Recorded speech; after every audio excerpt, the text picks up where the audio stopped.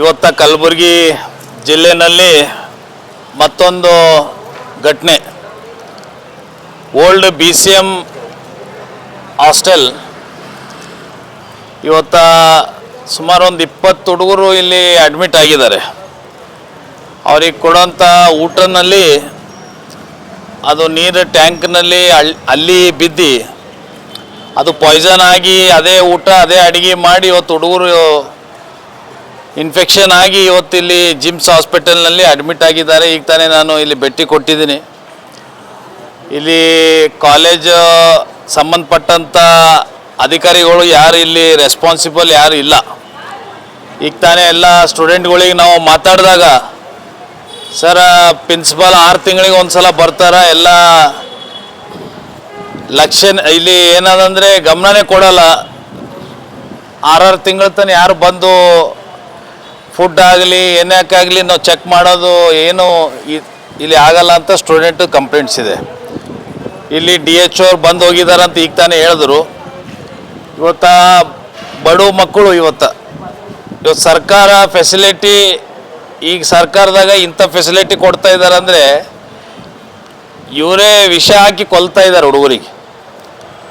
ಅದಕ್ಕೆ ನಾನು ಜಿಲ್ಲಾಧಿಕಾರಿಗಳಿಗೆ ಮತ್ತು ಇಲ್ಲಿದ್ದಂಥ ಮಂತ್ರಿಗಳಿಗೆ ಮತ್ತು ಸಂಬಂಧಪಟ್ಟಂಥ ಮಿನಿಸ್ಟರ್ಸ್ ಇಮಿಡಿಯೇಟ್ ಇದ್ರ ಮೇಲೆ ಆ್ಯಕ್ಷನ್ ತಗೋಬೇಕು. ಅದು ಫುಡ್ ಟೆಂಡರ್ ಯಾರಿಗೆ ಅಲಾಟ್ ಆಗಿದೆ ಅದ್ರ ಮೇಲೆ ಒಂದು ಇನ್ಕ್ವೈರಿ ಕೂಡಿಸ್ಬೇಕು. ಅದು ಫುಡ್ ಟೆಂಡರ್ ಇಮಿಡಿಯೇಟ್ ಕ್ಯಾನ್ಸಲ್ ಆಗಬೇಕು.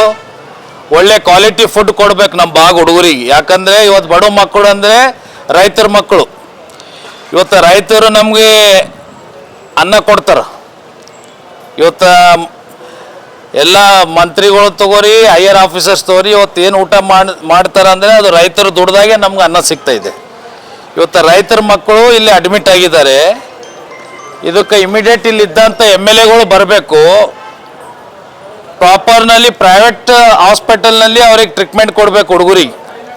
ಇವತ್ತು ಪಾಪ ಅವರಿಗೆ ಅಲ್ಲಿ ಏನು ವ್ಯವಸ್ಥೆನೇ ಇಲ್ಲ, ತಂದು ಆಗಿಬಿಟ್ಟಿದ್ದಾರೆ.